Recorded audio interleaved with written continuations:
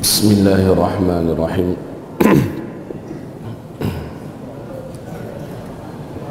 Assalamualaikum warahmatullahi wabarakatuh.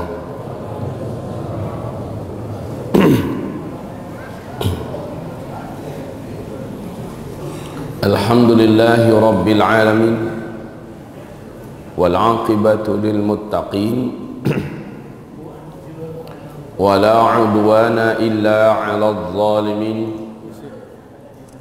أشهد أن لا إله إلا الله وحده لا شريك له وأشهد أن محمدا عبده ورسوله لا نبي بعده قال الله سبحانه وتعالى في محكم تنزيله بعد العياذ بالله من الشيطان الرجيم يا أيها الذين آمنوا اتقوا الله حق تقاته ولا تموتن إلا وأنتم مسلمون وقال يا أيها الناس اتقوا ربكم الذي خلقكم من نفس واحدة وخلق منها زوجها وبث منهما رجالا كثيرا ونساء واتقوا الله الذي تساءلون به والأرحام إن الله كان عليكم رقيبا وقال يا أيها الذين آمنوا اتقوا الله وقولوا قولا سديدا يصلح لكم أعمالكم ويغفر لكم ذنوبكم ومن يطع الله ورسوله فقد فاز فوزا عظيما اللهم ارحمنا بالقرآن وصدق الله العظيم وقال النبي صلى الله عليه وسلم اقتربت الساعة ولا يزداد الناس من الدنيا إلا حرصا ولا يزدادون من الله إلا بعدا وقال ألا إني قد جئتكم بها بيضاء نقية ليلها كنهارها لا يزيغ عنها بعد ذلك إلا هالك أما بعد معاشر المسلمين والمسلمات والمؤمنين والمؤمنات الحمد لله بنعمته تتم الصالحة. Semoga Allah menerima amal ibadah tahajud kita. Semoga Allah melipat gandakan pahala witir kita. Kemudian Allah memberikan rezeki seluas langit dan bumi untuk solat sunat qabliyah subuh kita tadi dan solat subuh berjamaah kita. Amin ya rabbal alamin. Ya Rabb, jadikanlah kami hamba-hambamu yang Engkau bangkitkan ma'a zumratis salihin fi yaumil mahsyar. Bangkitkan kami ya Allah di dalam gabungan komunitas orang-orang saleh kelak di hari kebangkitan ya rabbal alamin. Amin. Bapak-bapak, ibu-ibu, hamba-hamba Allah yang kami muliakan, lihat di whiteboard kita, umat Islam pasti akan menjalani 5 fase sejarah. Fase pertama adalah fase kenabian, dan ini telah berakhir dengan wafatnya Nabi Muhammad SAW.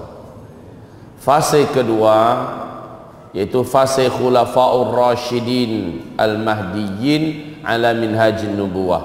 Fase para khulafaur rasyidin dengan konsep kenabian, dan ini berakhir dengan diserahkan kekhalifahan oleh Hasan bin Ali bin Abi Talib kepada Muawiyah bin Abi Sufyan.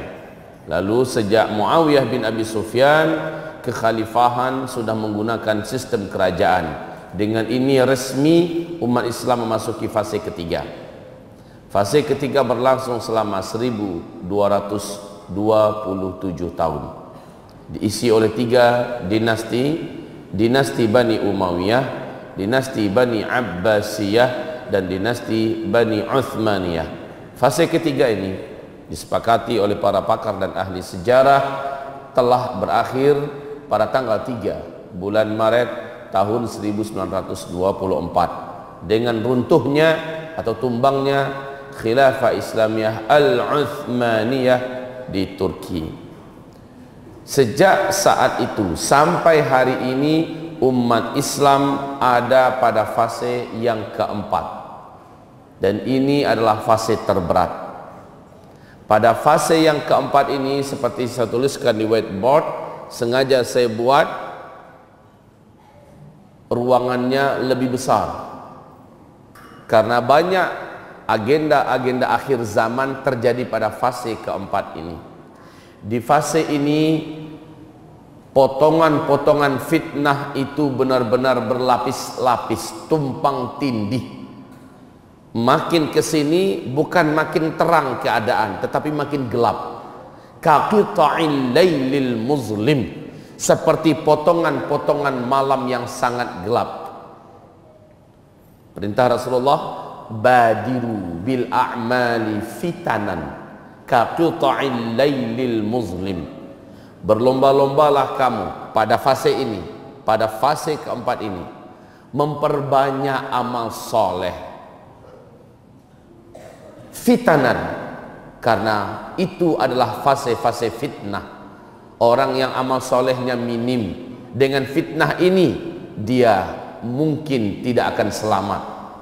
Yang tidak akan selamat itu adalah imannya. Pada masa-masa fitnah ini, potongan-potongan malamnya sangat gelap, bergerak dari maghrib semakin terus menuju isya. Ibaratnya potongan malamnya dari isya sampai ke jam 9, dari jam 9 sampai jam 11, dari jam 11 sampai jam 2, dari jam 2 sampai jam 3, dari jam 3 sampai jam 4. Potongan-potongan malamnya semakin gelap. Tapi di sepertiga malam terakhir, umat yang mampu bangkit inilah umat pilihan. Menjelang kebangkitan subuh berjamaah seperti ini, hanya orang-orang beriman yang sanggup bangkit. Orang munafik pada kepar seluruhnya, orang munafik pada tidur seluruhnya. Pengibaratan dan istilah yang sempurna, kaqita'il lailil muslim.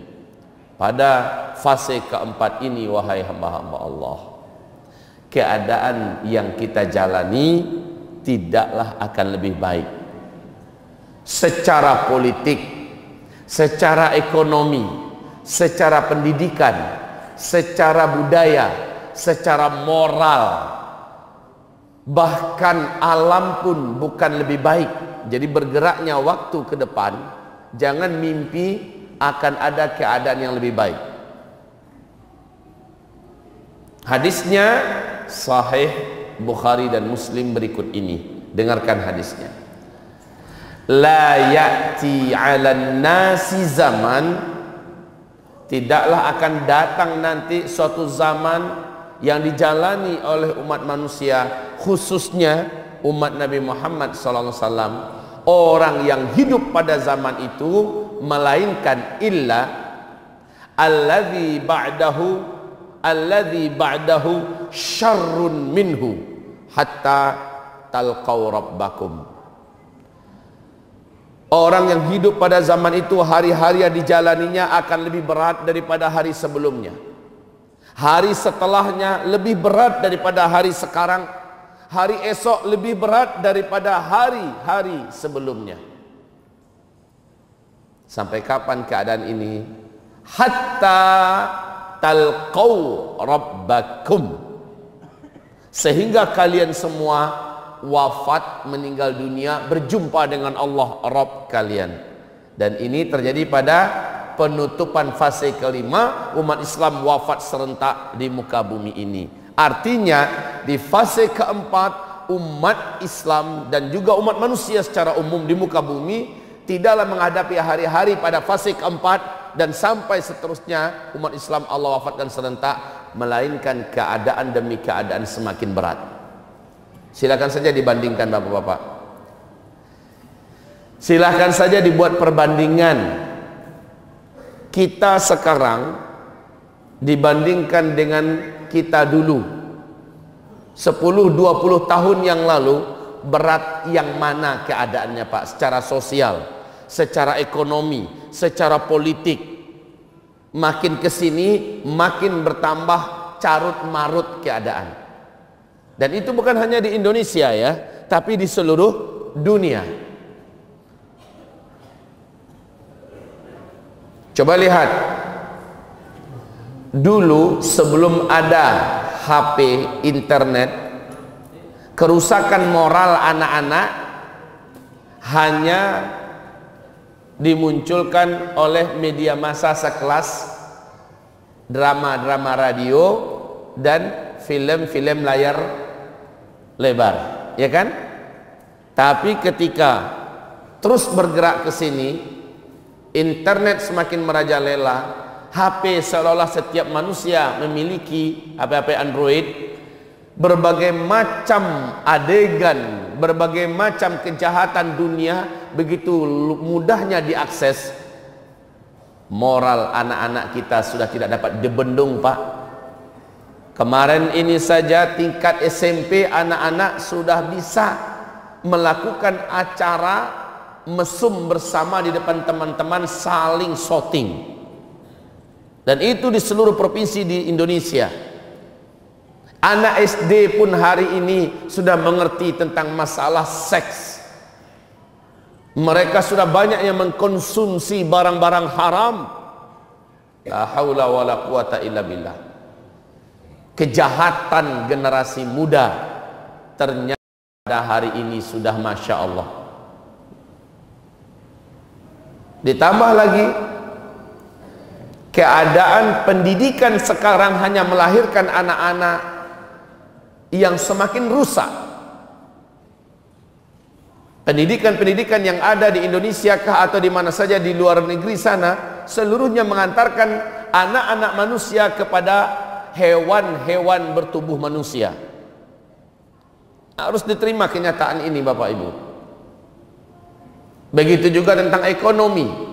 Segala-galanya sekarang ini melejit menjadi harganya mahal. Keadaan demi keadaan perkembangan ekonomi bukan lebih baik, tapi lebih berat.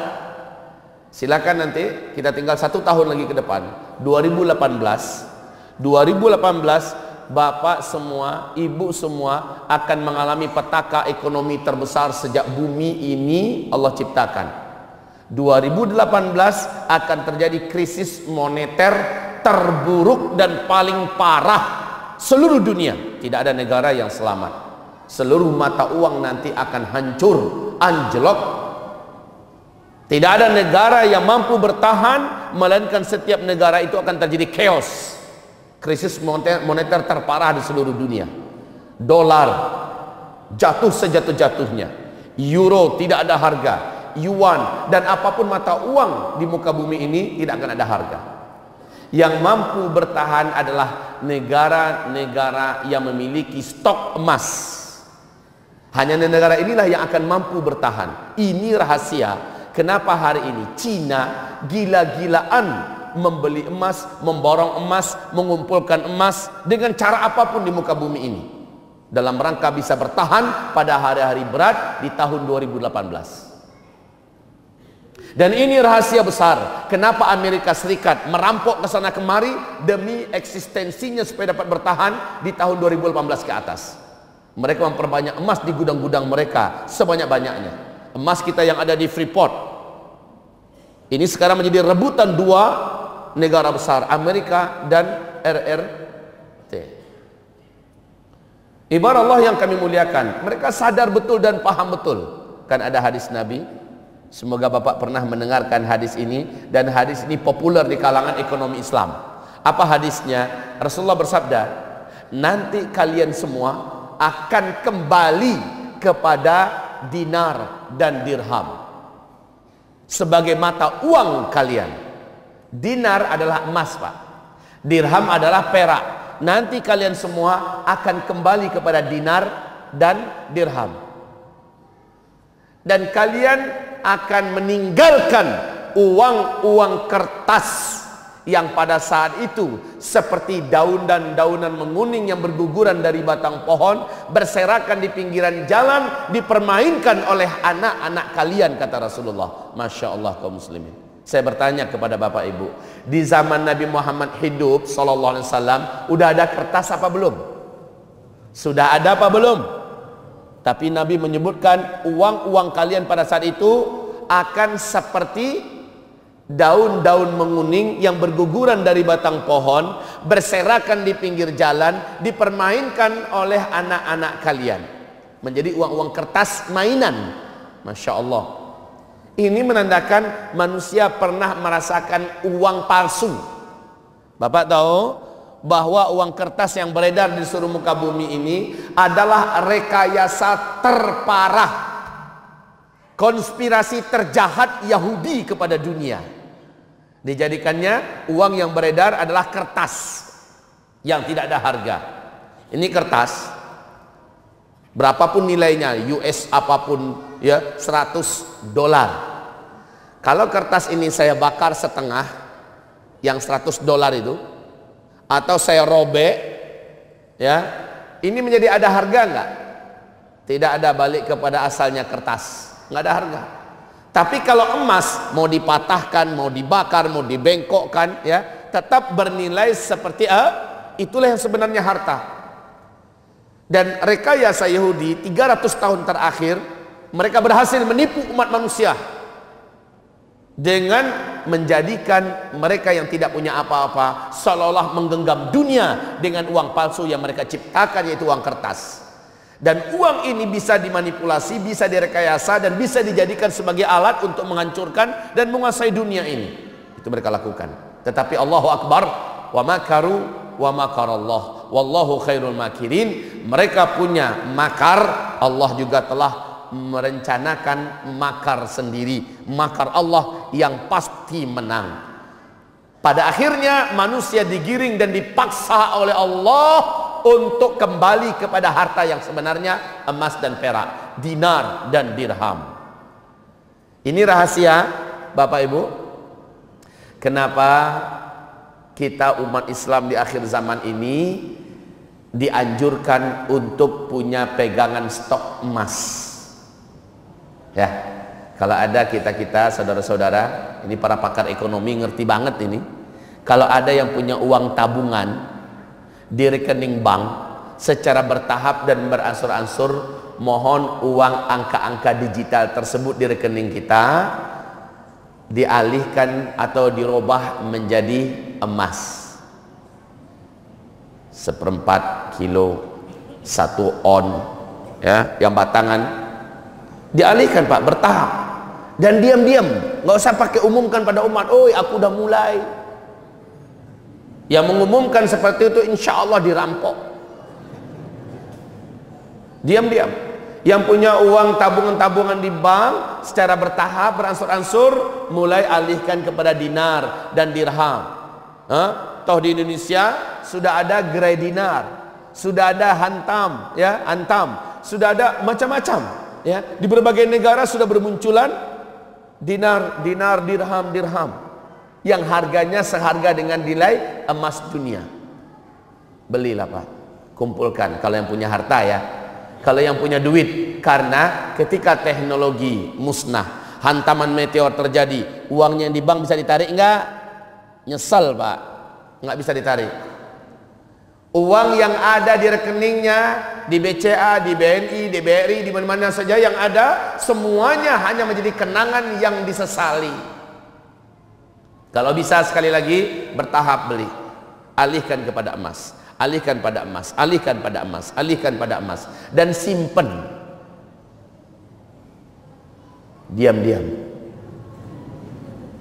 Cukup suami istri yang tahu. Di hari-hari sulit, emas ini kan bisa ditukar kapanpun, ya kan? Jadi nggak ada ruginya Pak, nggak ada ruginya. Yang rugi itu adalah ketika mendadak hantaman meteor terjadi, Bapak nggak siap, uangnya yang banyak di bank udah nggak bisa ditarik. Capek menghabiskan umur ngumpulin uang, lalu uangnya nggak bisa ditarik, kesian. Ini fase keempat loh Pak. Fase di mana hari ke hari bukan makin baik ke depan. Saya sudah umumkan kemarin ya, subuh kemarin kalau nggak salah. Saya sudah umumkan bahwa mulai 2017 ini, mari sama-sama kita saksikan ke depan. Dan kita berdoa kepada Allah, semoga tidak. Tetapi ini telah diumumkan oleh pakar dan ahli-ahli alam yang terkumpul di dalam komunitas penelitian alam kita di Keshe Foundation. Ini adalah sebuah lembaga ilmiah non-profit yang berpusat di Belanda dan Belgia. Ini didirikan oleh Dr. Mehran Keshe, Mehran Kafatoli Keshe. Beliau adalah seorang dokter luar biasa di University of London. Beliau mengatakan bahwa mulai 2017 ini, coba perhatikan baik-baik. Sekarang udah banyak gempa-gempa, musibah-musibah di mana-mana, makin hebat daripada tahun-tahun sebelumnya. Betul Bapak, Ibu? Dan 2017 Bapak Ibu akan menyaksikan sebuah pemandangan yang paling kita tidak sukai. Bahwa 2017 ini nggak tahu bulannya bulan berapa, akan mulai terjadi gempa-gempa maha dahsyat di bumi kita secara susul menyusul di berbagai negara. Negara yang pertama yang mengalami gempa besar yaitu Amerika Serikat. Gempa ini berkekuatan skala 10 sampai 16 skala Richter. Gempa ini akan menjadikan benua Amerika terbelah dan tsunami dahsyat. Kekuatan gempa ini akan sampai terasa ke seluruh Asia. Beberapa bulan kemudian menyusul gempa sebesar yang sama di Cina. Lalu menyusul gempa sebesar yang sama di Jepang. Gempa-gempa besar lainnya menyusul di berbagai negara di belahan bumi ini. Inilah tahun-tahun gempa. Dan pada tahun-tahun gempa itu kata Rasulullah, umat manusia di muka bumi chaos. Negara-negara di berbagai tempat chaos, banyak terjadi keributan, pertumpahan darah, peperangan-peperangan. Tahun-tahun gempa adalah tahun-tahun perang. Kita akan menyaksikan ke depan umat manusia di muka bumi, tidak terkecuali Indonesia, akan menjalani tahun-tahun gempa. Ya. Ibarat Allah, ma'asyiral muslimin.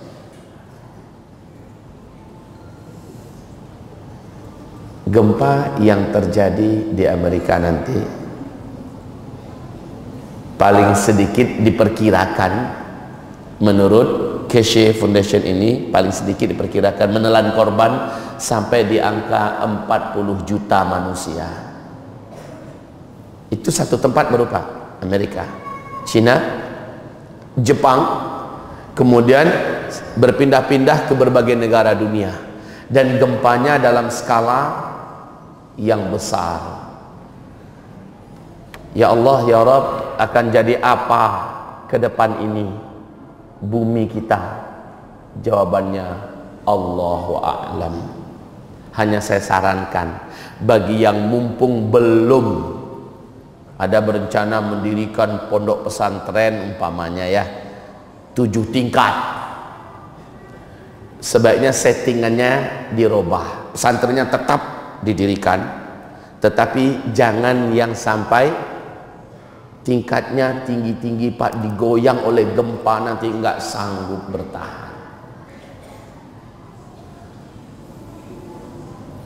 Saya semula pesantren saya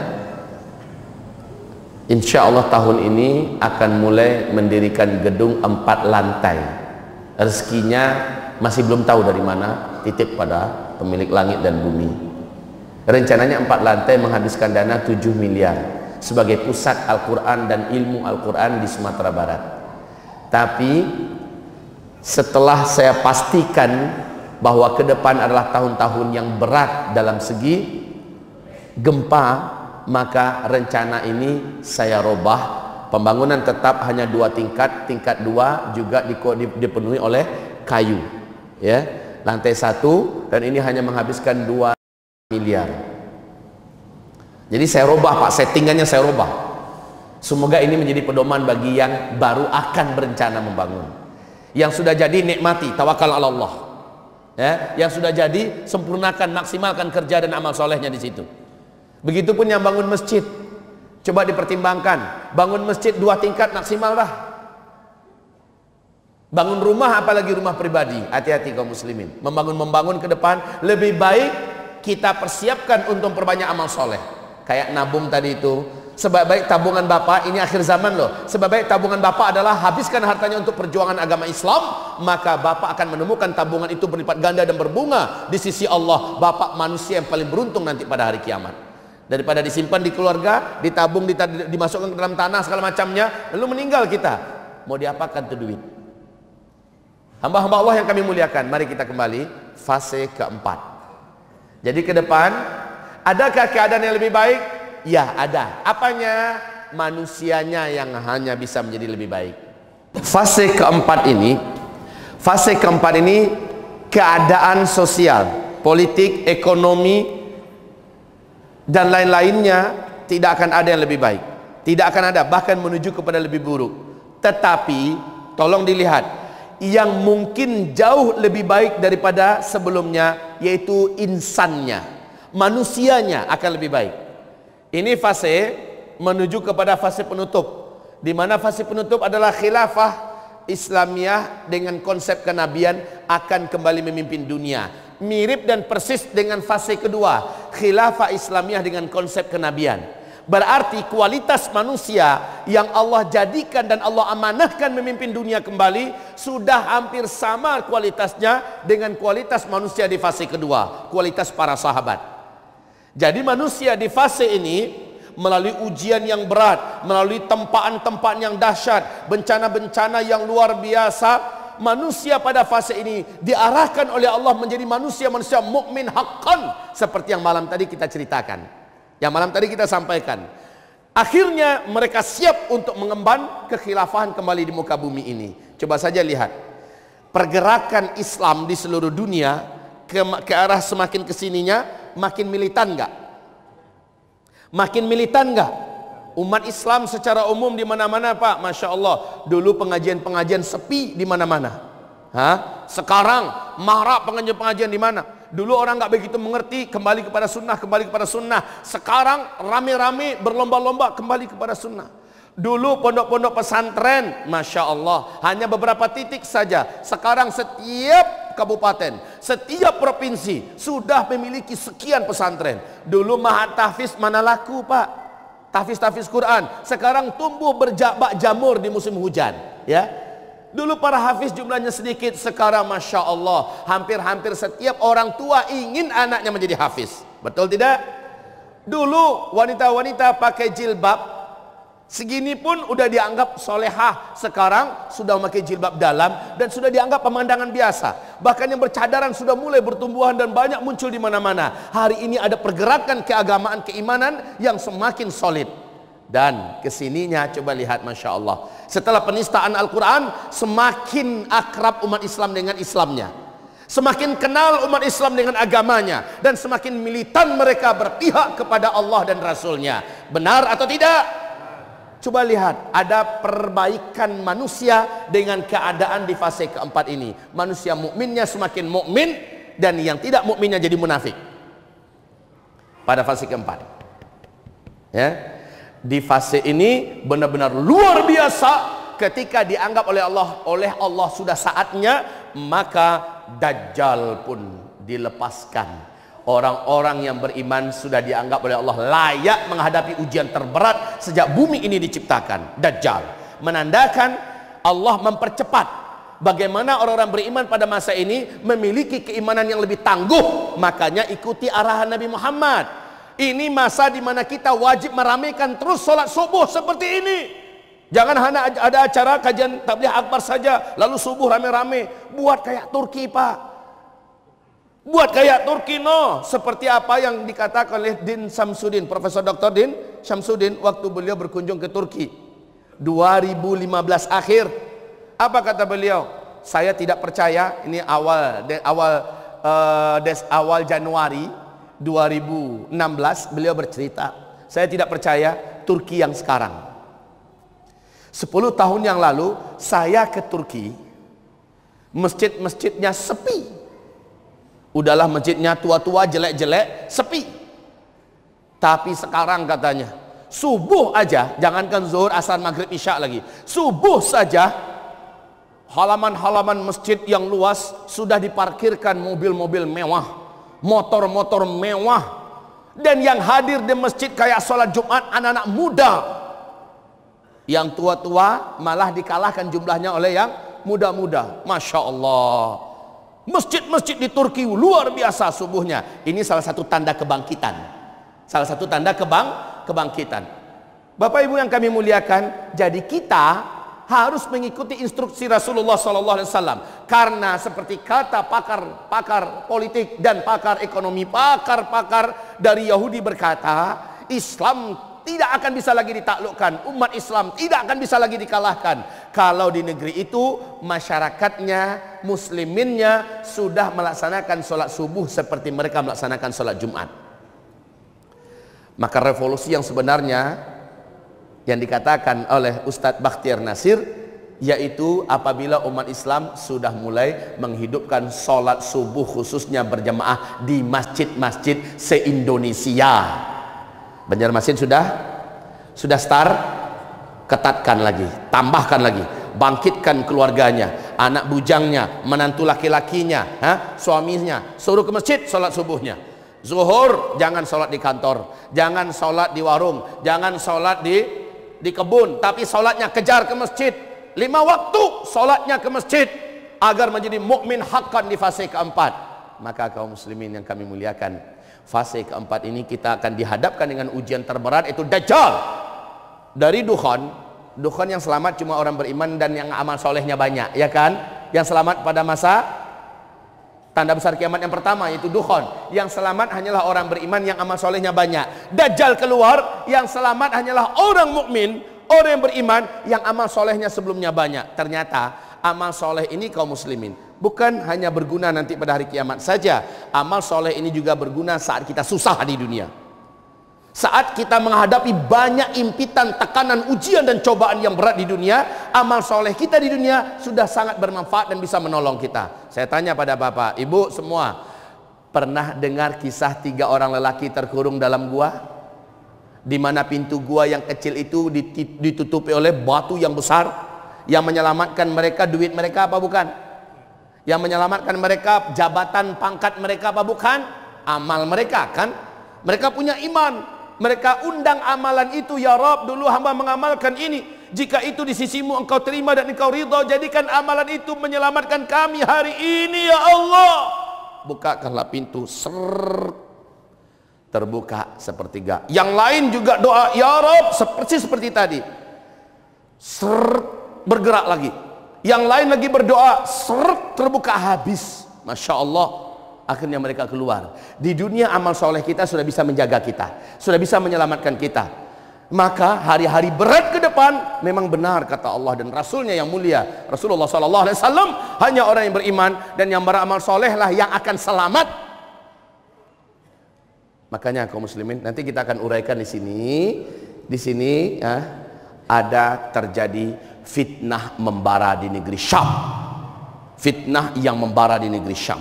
Saat fitnah di negeri Syam sudah kamu lihat terjadi, wajib bagi umat Islam satu muka bumi ini berlomba-lomba memperbanyak amal soleh, memperbanyak amal soleh, memperbanyak amal soleh. Dan fitnah di Syam sudah mulai apa belum? Sejak bulan apa? Bulan Maret tahun 2011. Ini udah bulan Maret, artinya sudah masuk 7 tahun. Artinya sudah 7 tahun bapak-bapak dan ibu-ibu kelewat daripada waktu yang harusnya kita isi sepadat-padatnya dengan amal soleh. Maknanya lagi, bapak sudah agak sedikit ketinggalan. Tapi syukur pada Allah, Allah datangkan hamba Allah Zulkifli Muhammad Ali kemari menyampaikan risalah ini. Mulai hari ini bapak start juga nggak telat kok. Mulai hari bapak start jadi orang muslim yang benar-benar luar biasa. Masjid-masjid di mana-mana setelah ini penuh padat oleh kaum muslimin. Saya sedih pak, saya tidak begitu banggalah melihat orang ini banyak, karena yang di luar lebih banyak daripada ini. Dan mereka masih pada tidur sampai saat ini, betul tidak? Dan itu kewajiban siapa mengingatkan mereka? Kita. Di luar sana mana ada yang mengetahui apa yang saya sampaikan? Masih banyak yang lalai, yang ngobrol-ngobrol, yang bahkan menjudi, yang segala macamnya. Masih banyak yang dalam keadaan hanyut oleh dunia. Masya Allah. Saya bacakan hadisnya di fase keempat ini, kata Rasulullah sallallahu alaihi wasallam, iqtarabatis sa'ah wa la yazdadu an-nas minad dunya illa hirsa. Ketika kiamat semakin dekat, kata Rasulullah, umatku kata Rasul, mereka pada saat itu semakin memburu dunia, semakin rakus dengan dunia, menganggap dunia ini segala-galanya, menganggap dunia ini sesuatu yang layak direbut, diperlombakan untuk dicapai. Masya Allah. Wala yazdaduna minallah illa bu'da. Sementara hubungan mereka dengan Allah makin kesini, makin dekat kiamat, makin renggang, makin tidak mesra secara umum. Kecuali umat Nabi yang istimewa, yang imannya memang Masya Allah, makin kesini, makin dekat kiamat, makin mengkristal imannya, makin menjadi amalnya. Nah ini kan cuma segelintir, Pak. Kalau saya boleh mengatakan, ini segelintir orang nih. Jadi Bapak jangan kagum melihat penuh masjid kita dibandingkan dengan masyarakat Banjarmasin yang muslimnya. Ini kan segelintir kecil nih, betul tidak? Yang muslimin lainnya di sana, masya Allah, masih banyak yang lalai, masih banyak yang dihanyutkan oleh dunia, dilarikan oleh setan.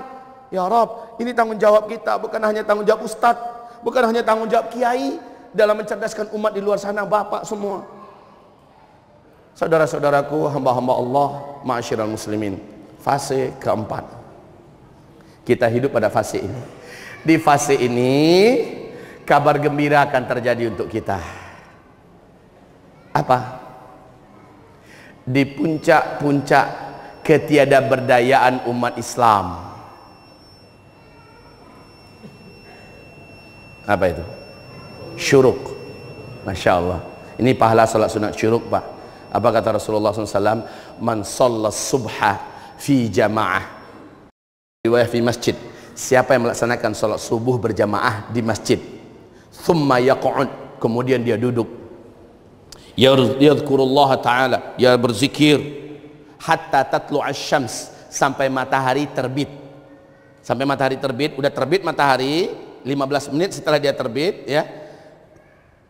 Thumma yaqum, kemudian dia bangkit, yusolli raka'atain, dia melaksanakan salat 2 rakaat. Salatnya biasa, Pak. Al-Fatihah, Al-Kafirun. Rakaat kedua Al-Fatihah, Al-Ikhlas. Ya. Kanat lahu ka ajri hajjatin wa umratin tammah. Pahala untuknya sama dengan orang yang melaksanakan haji dan umrah sempurna. Allahu Akbar. Dan itu hanya bisa didapat dari salat subuh loh, Pak. Hadiah dari Allah. Sudahlah salat sunat qabliyah subuhnya senilai isi langit dan bumi ini. Subuh berjamaahnya sama dengan sholat semalaman, ditambah lagi dengan sholat sunat syuruk. Jadi alangkah indahnya nanti saat kita ini selesai, Bapak berdiri sholat sunat 2 rakaat. Umar bin Khattab bercerita, kami tidak pernah meninggalkan masjid, selepas sholat subuh, kecuali matahari benar-benar sudah terbit dan kami sudah melaksanakan sholat sunat 2 rakaat sebelum keluar dari masjid. Lah ini kita tiru, ini generasi akhir zaman lah ya, kita tiru amalan para sahabat di akhir zaman ini. Siap Bapak? Mengejar pahala yang begitu besar. Kita sudah banyak ketinggalan pahala-pahala besar. Sekarang harus melakukan akselerasi amal soleh. Salah satunya memburu amal. Kalau Bapak yang kerja jadi PNS kalau macamnya ada kesibukan, Sabtu Minggu lah minimal kejarlah sholat sunat, sholat berjamaah di masjid, ya, dan zikirnya di masjid. Ustadz, boleh nggak kalau kami di masjid zikirnya, lalu kami pulang, kami bentang sejadah, kami zikir sampai terbit matahari. Setelah terbit matahari kami lanjutkan 15 menit, lalu kami sholat sunat 2 rakaat. Boleh kaum muslimin, asal di rumah itu nggak nonton TV. Sampai di rumah kita nonton sinetron atau dengar ceramah umpamanya, ya. Zikir itu boleh dengan zikir-zikir Nabi atau dengan membaca Al-Quran. Boleh juga menyimakkan pengajian seperti ini. Terbit matahari, ya, lewatkan 15 menit, kemudian bangkit sholat sunat 2 rakaat. Taib, pahalanya sama dengan pahala haji dan umroh. Sempurna. Sampai di mana kita tadi? Fase keempat. Ada kabar gembira yang akan terjadi pada fase keempat. Apa itu? Kabar gembiranya, umat Islam akan dihibur oleh Allah di tengah-tengah hampir saja umat Islam putus asa. Apa hiburannya? Allah utus kepada umat Islam ini di fase keempat, keturunan kandung Nabi Muhammad untuk memimpin kita semua, Imam Al-Mahdi, yang namanya kata Nabi Muhammad sama dengan nama saya, nama ayahnya sama dengan nama ayah saya, akhlaknya mirip benar dengan saya, tapi bentuk fisiknya beda dengan saya. Dia dibaiat oleh kaum muslimin sebagai Al-Mahdi, sebagai pemimpin tertinggi umat Islam sedunia. Di usia saya diangkat oleh Allah menjadi nabi dan rasul, berarti di usia 40 tahun, dan itu di depan Ka'bah. Kaum muslimin, kemunculan beliau menjadikan umat Islam yang mukmin membuang kelompok-kelompok, nama-nama kelompok mereka, mencampakkan bendera-bendera organisasi mereka, seluruhnya melebur menjadi ummatan wahidah di bawah komando sang pemimpin tertinggi yang muncul, Al-Mahdi, di kota Makkah. Dan itu sampai beritanya ke seantero penjuru dunia itu, termasuk ke Banjarmasin. Imam Mahdi sudah muncul, sudah dibaiat. Masya Allah, saat itu umat Islam betul-betul menyatu padu, mau Ikhwanul Musliminnya, mau Wahdah Islamiyahnya, apalagi NU-nya, apalagi Muhammadiyahnya, semuanya melebur di bawah satu kepemimpinan tertinggi di dunia ini, yaitu di tangan Al-Mahdi. Ya, kaum muslimin, siapakah sosok ini? Bagaimana kepemimpinannya kelak? Apa ciri-ciri kemunculannya? Saya akan coba menguraikan sedikit. Nanti kalau nggak lengkap, nggak cukup, insya Allah ada tabligh akbar nanti di Masjid Ar-Rahmah. Saya sempurnakan di sana. Al-Mahdi, sudah banyak bermunculan Al-Mahdi ya, ngaku-ngaku. Termasuk Mirza Ghulam Ahmad ngaku juga sebagai Imam Al-Mahdi. Termasuk yang di Malaysia, yang Arqam mengaku syekhnya itu sebagai Imam Al-Mahdi. Atau yang di Medan kemarin, yang muncul di Medan ngaku-ngaku sebagai akulah Al-Mahdi. Al-Mahdi. Lalu mulai menyebarkan nomor rekening, yang berbaiat kepadaku harganya sekian. Itu Mahdi apaan? Baik kaum muslimin, saya di Malaysia, di Kuala Lumpur, diundang tabligh akbar dari selepas Isya sampai jam setengah 12, tabligh akbar tentang akhir zaman. Saya kembali ke kamar hotel pas jam 12 lewat seperempat. Ketika saya selesai wudhu, selesai membersihkan, ganti baju segala macamnya, saya akan rebahkan badan setengah 1, pintu kamar saya digedor. Assalamualaikum Pak Kiai, Assalamualaikum Pak Kiai. Saya lihat jam sudah setengah 1. Ini orang kok tega amat. Setengah 1 datang gedor-gedor kayak ada maling atau ada apa kayak gitu ya. Kamar hotel loh Pak, digedor. Assalamualaikum Pak Kiai. Saya intip, ini siapa sih? Iya, emang orang Pak, laki-laki. Untung laki-laki Pak. Saya coba bicara dari balik pintu. Ada apa? Pak Kiai, izinkan saya tidak bicara sekejap. Ini ada hal yang sangat penting sangat Pak Kiai. Saya buka pintu, saya coba tunjukkan kepadanya mata yang sangat mengantuk supaya dia kasihan. Bagaimana kalau besok selepas sholat subuh awak datang ke sini ya, saya tunggu. Tak boleh Pak Kiai, saya harus berangkat sebelum sembahyang subuh. Ini perihal sangat penting sangat buat keselamatan akidah saya. Saya katakan, tentang apakah? Boleh saya masuk Pak Kiai? Ya sila, masuk. Masuk. Saya masih malas-malasan duduk itu kan. Pak Kiai, saya punya halaqah pengajian rumah ya, yang spesial orang-orangnya. Saya punya kajian halaqah. Kata tuan tuk guru saya bahwa Al-Mahdi itu adalah daripada kita asalnya, dari Melayu Malaysia. Ai kata saya. Jadi besar bola mata saya. Awak tunggu sekejap ya. Saya masuk ke tandas Pak, ke kamar kecil, saya basuh muka baik-baik ya, sampai saya segar kembali, saya duduk, saya belasahi dia dengan ceramah tentang Al-Mahdi, sampai dia yakin bahwa Al-Mahdi itu bukan dari kalangan kita.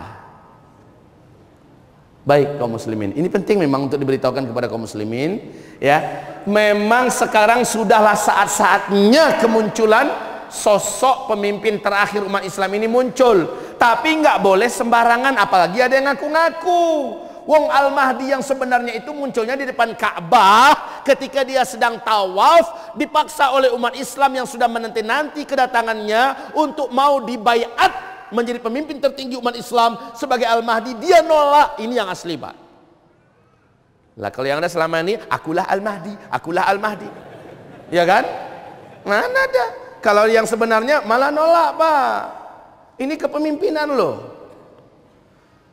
Kaum muslimin, mari saya ceritakan dari Rasulullah, bisa dibaca di kitab kita. Kitab ini melengkapi semua informasi yang berkaitan tentang akhir zaman yang perlu Bapak Ibu ketahui. Al-Mahdi, kata Rasulullah SAW, ciri-ciri fisiknya beda dengan saya, tapi akhlaknya mirip betul dengan saya. Jadi kemuliaan akhlaknya Masya Allah, sudah akhlak Nabi dia. Rasul mengatakan alis matanya seperti bulan sabit. Indah, Pak. Alis mata ala Jet Li yang seperti ini, nggak bisa jadi Al-Mahdi. Batang hidungnya mancung, batang hidungnya, tulang batang hidungnya itu mancung dan lurus, nggak bengkok ke sini atau ke sini, tidak ada masalah yang seperti. Memang indah, Pak. Batang hidungnya mancung. Coba pegang hidung masing-masing. Hidung-hidung kelas kita ini nggak laku jadi Al-Mahdi. Bibir atasnya dengan bibir bawahnya, kata Rasulullah, sama tebalnya dan indah dilihat mata. Giginya rata, nggak ada yang boneng ke depan atau mundur ke belakang. Rata, satu gigi dengan gigi yang lain dapat dimasukkan sehelai benang. Jenggotnya tebal sedada, jenggot teroris. Rambutnya sebahu berwarna pirang. Kulitnya berwarna coklat kehitam-hitaman. Kalau Rasulullah kulitnya gimana?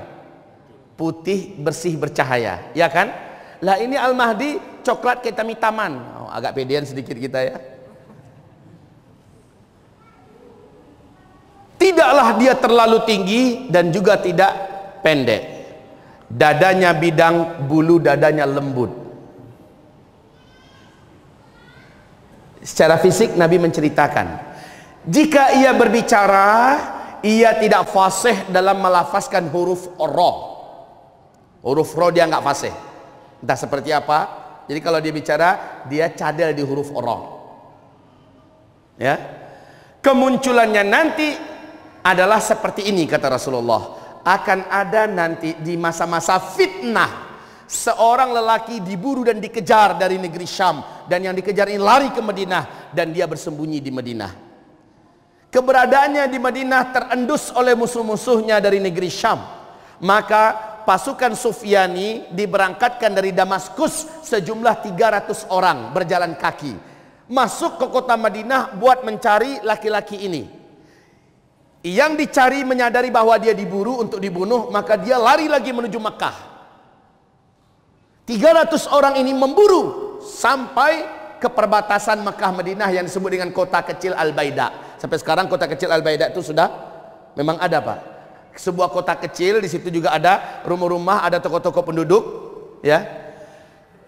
Laki-laki itu sudah sempurna sampai di Mekah, yang mengejar sampai di Al-Baida. Allah pun mendatangkan gempa dahsyat di kota Al-Baida, dan kota itu terbelah. Kota itu terbelah, seluruh kota, rumah-rumahnya, gedung-gedungnya masuk amblas ke dalam bumi, termasuk penduduknya, dan 300 orang yang mengejar masuk seluruhnya. Allah sisakan satu orang saja yang bisa hidup. Satu orang inilah yang kembali mengabarkan kepada manusia bahwa mereka tenggelam di Al-Baida. Penduduk Mekah mengetahui peristiwa ini, mereka sadar laki-laki yang dikejar itulah yang dinanti-nanti. Dialah Muhammad bin Abdullah atau Ahmad bin Abdullah. Maka mulailah penduduk Mekah menyebar di sekitar Mekah, di tanah haram, mencari di mana bersembunyinya lelaki yang harus dibaiat ini. Lah adab masuk Mekah kan Bapak sudah tahu semua. Adab masuk Mekah pertama-tama apa? Harus tawaf kudum dulu, ya kan? Dan memang laki-laki yang soleh ini, keturunan kandung Nabi Muhammad ini, masuk ke Mekah itu nggak kemana-mana dulu Pak. Dia sadar bahwa ciri-ciri kedatangan Al-Mahdi, siapa Al-Mahdi itu mirip, apalagi peristiwa tenggelamnya orang yang mengejarnya di Al-Baidah, itu adalah ciri-ciri yang dikejar adalah dia, itu Al-Mahdi. Dia sadar tapi dia tidak siap, dia tidak mau, dia takut. Tapi adabnya dia jaga, dia tawaf mengelilingi Ka'bah dengan terus menunduk, berharap tidak ada yang melihatnya. Dia terus menyembunyikan. Lah kan orang tawaf nggak boleh pakai penutup muka segala macamnya, ya.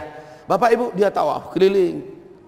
Kaum muslimin hamba-hamba Allah yang kami muliakan, orang-orang beriman yang sudah lama mengintai-intai, mengincar keberadaan Al-Mahdi masuk ke kota Mekah, melihat dengan seksama, ciri-cirinya lengkap. Diawasi terus, ciri-cirinya lengkap, akhirnya ditangkap. Bukan untuk dipenjarakan Pak, tapi dipaksa untuk mau menerima baiat umat Islam. Umat Islam betul-betul rindu dipimpin oleh seorang pemimpin yang kuat, yang dirindukan dia adalah keturunan kandung Nabi Muhammad sallallahu alaihi wasallam. Dan mereka sudah melihat tanda-tandanya, sudah nampak tanda-tanda alamnya, dan sosok orangnya juga lengkap. Maka ditangkap, dipaksa untuk menerima baiat. Dia mencoba mengelak, terjadi debat yang sangat alot sampai malam Pak. Ketika malam dia minta izinkan saya untuk bermunajat kepada Rabbi. Izinkan saya bermunajat kepada Rabbi. Di malam hari itu dia habiskan beribadah, menangis di depan multazam, dia memohon kepada Allah petunjuk dan hidayah. Kemudian Allah kuatkan hatinya. Di dalam hadis yang sahih Nabi berkata, fayuslihuhullahu fi lailatin. Di dalam satu malam itu Allah islah keadaannya. Allah islah keadaannya. Jadi apa namanya itu? Di-upgrade ulang oleh Allah sosok manusia keturunan Nabi ini, Muhammad Al-Mahdi, Muhammad bin Abdullah ini menjadi sosok yang layak menjadi pemimpin besar di akhir zaman. Dijadikan oleh Allah, dia tahu apa yang harus dia buat. Dijadikan oleh Allah hatinya mantap semantap-mantapnya. Di malam itu dia menjadi kokoh keyakinannya dan siap secara mental, secara fisik, secara kemampuan, secara intelektual, dijadikan oleh Allah siap hanya dalam satu malam. Kemudian besoknya dia benar-benar telah siap untuk dibaiat oleh umat Islam. Yang pertama kali membaiat adalah manusia-manusia tangguh dari orang-orang biasa. Jadi mukmin-mukmin yang tangguh, tapi bukan orang yang berpengaruh, bukan orang kaya-kaya dunia, bukan ulama besar dunia, tetapi orang-orang biasa yang tangguh-tangguh, yang imannya luar biasa. Sekaliber iman ashabu Badar, ya. Sekaliber imannya para sahabat-sahabat Nabi yang perang dalam perang Badar. Jumlahnya 310 orang berbaiat kepada Al-Mahdi. Ini baiat yang pertama. Lalu menyusul umat Islam berbaiat. Datang dari Madinah, datang dari Yaman, datang dari Kuwait, datang dari berbagai untuk berbaiat. Penguasa Mekah, Madinah dan Arab Saudi ketika itu gerah melihat keturunan kandung Nabi Muhammad sudah kembali dan dah dibaiat. Dan mereka ini kaum muslimin berusaha memerangi Al-Mahdi, tapi Al-Mahdi memukul mundur. Semundur-mundurnya, sehancur-hancurnya kerajaan Arab Saudi jadi tumbang dan hilang. Lalu Arab Saudi, seluruh jazirah Arab, Kuwait, Qatar, Bahrain, Uni Emirat Arab, Oman, Yaman dikuasai dengan sangat cepat oleh Al-Mahdi. Umat Islam kembali kepada sejarah awal. Arab dikembalikan dengan nama yang satu lagi, Jazirah Arab. Hilang nama Arab Saudi, hilang nama Kuwait, kembali kepada satu nama, ya, kepada nama Jazirah Arab. Dengan cepat seluruh Syam ditaklukkan sampai kepada Israel hilang habis. Subhanallah, baru persiapan perang besar. Amerika, Romawi dengan ini melihat kekuatan real sudah muncul di Timur Tengah, dipimpin langsung oleh Muhammad bin Abdullah Al-Mahdi. Maka Amerika, Eropa merapat, mengajak melakukan perjanjian damai, siap perang melawan Blok Timur. Seperti yang kami sampaikan malam tadi, Blok Timur adalah Rusia, Iran, Cina, ya, kekuatan-kekuatan yang ada di Blok Timur yang memang sudah bersatu padu saat itu untuk siap menghabisi dunia Arab, dunia Islam, dan juga Blok Barat. Ketika itu terjadi peperangan besar. Baik kaum muslimin, ciri-ciri Al-Mahdi. Apakah ciri-ciri fisiknya sudah ada? Oh, ini zaman teknologi Pak ya. Kalau fisik itu kan bisa dibuat-buat dengan operasi plastik. Bisa dibuat-buat Pak. Saya rasa beliau ini disulap menjadi Al-Mahdi bisa nih, dengan operasi plastik. Kulit sudah memadai, hidung juga sudah tidak begitu sulit mempermaknya, Pak. Kalau hidung saya agak sulit mempermaknya nih, ya. Coba lihat beliau kalau berdiri, Pak, agak-agak mirip. Tinggal alisnya dirobah, ya. Kemudian jidatnya harus lebar, karena kata Rasulullah, aknal jabhah, jidatnya lebar, ya. Rambutnya ikal tebal tetapi berwarna pirang. Oke, baik kaum muslimin hamba-hamba Allah, ciri-ciri alam kedatangan Al-Mahdi.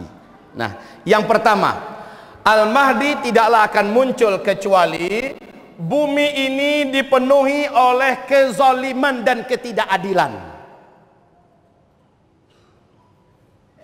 Bumi ini zulman wa jawra, yamla'ul arda adlan wa amna kama yamla'uhu zulman wa jawra. Kemunculan Al-Mahdi nanti menjadikan muka bumi ini penuh dengan keamanan dan keadilan, sebagaimana sebelumnya dipenuhi oleh kezaliman dan ketidakadilan. Sekarang terasa nggak ketidakadilan itu? Terasa nggak ketidakadilan itu? Di mana-mana, Pak, dalam segala aspek. Apalagi kepada Islam. Di seluruh dunia terasa banget Islam diperlakukan secara tidak adil. Umat Islam diperlakukan secara tidak adil.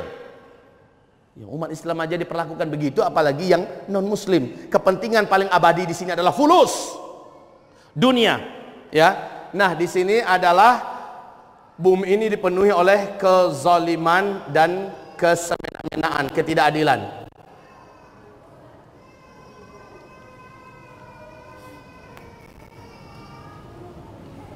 Kemudian berikutnya, bumi dipenuhi oleh huru hara yang merata di mana-mana, khususnya di Timur Tengah. Huru hara di mana-mana. Ribut akibat dari ketimpangan sosial, ketidakadilan, kediktatoran para penguasa segala macamnya. Akhirnya di berbagai negara terjadi kekacauan dan huru hara, dan terkhusus huru hara fi syarqil awsat, di Timur Tengah. Sudah terjadi sekarang, Pak, belum? Sudah semenjak Arab Spring, ya. Terus kekacauan sampai sekarang, Pak. Selanjutnya terjadi fitnah yang membara di negeri Syam. Wal fitanu bisyam, wal fitanu bisyam, fitnah yang membara di negeri Syam. Dan fitnah ini oleh para ulama hadis dijelaskan maknanya adalah umat muslim ahlus sunnah wal jamaah dipaksa untuk murtad atau dihancurkan kota-kotanya, dibantai, ditangkap, disiksa, dibunuh atau diusir dari negerinya. Wal fitanu bisyam, model fitnah yang macam ini kata Rasulullah adanya di negeri Syam, dan ini sudah terjadi sejak Maret 2011. Fitnah bisyam.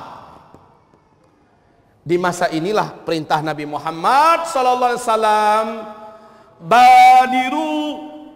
badiru bil a'mali fitanan. Berlomba-lombalah kamu memperbanyak amalan-amalan yang soleh fitanan, di masa-masa fitnah. Terus sambungan hadis yang saya uraikan tadi, di riwayat yang lain Nabi menjelaskan fitan itu wal fitanu bisyam, dan fitnah-fitnah itu standarnya adalah negeri Syam.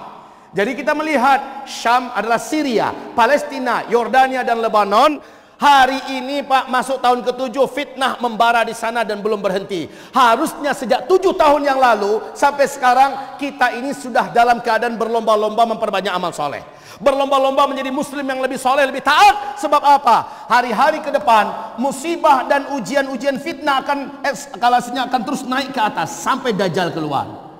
Ya Rabb, kita sudah agak ketinggalan. Entah berapa tahun lagi tersisa, entah tahun ini, entah tahun depan, atau berapa tahun lagi ke depan, waktu kita sudah tersisa sedikit. Tapi lebih baik sempat daripada sama sekali tidak sempat. Mohon dari hari ini dan seterusnya, Bapak Ibu semua berlomba-lombalah menjadi orang-orang yang lebih soleh daripada sebelumnya, lebih taat daripada sebelumnya, lebih jujur, lebih disiplin, lebih amanah daripada sebelumnya. Mulai mendengarkan hari ini, Pak, berubah satu keluarga, mulai akrab dengan Al-Quran. Akrabkan keluarga kita dengan majelis-majelis ilmu. Akrabkan keluarga kita dengan ruh perjuangan untuk agama dan untuk Islam. pahamkan pemahaman ini kepada masyarakat muslimin kita, agar mereka bangkit bersama-sama sebagai generasi akhir zaman yang tidak tergilas oleh zaman, yang tidak terjejas oleh fitnah-fitnah akhir zaman. Bapak Ibu, uraian ini akan kita lanjutkan insyaallah pada tabligh akbar nanti dari jam 9 biiznillah taala sampai jam 12 atau sampai zuhur gitu ya. Insyaallah taala. Sekarang kita cukupkan sampai di sini. Mungkin tanya jawabnya nanti saja digabung pada waktu tabligh akbar di Masjid Ar-Rahmah biiznillah taala. Mari kita akhiri dengan istighfar. Silahkan yang mau salat sunat syuruk tafadhol nanti laksanakan. A'udzu billahi minasy syaithanir rajim. Bismillahir rahmanir rahim. Wal 'asri innal insana lafi khusr illa alladhina amanu wa 'amilus shalihat wa tawassaw bil haqq wa tawassaw bis sabr. Allahumma arhamna bil Quran wa sadaqallahul azim. Baca doa kafaratul majlis. Subhanakallahumma wa bihamdika asyhadu an la ilaha illa anta astaghfiruka wa atubu ilaik. Wabillahi taufiq wal hidayah. Wassalamu alaikum warahmatullahi wabarakatuh.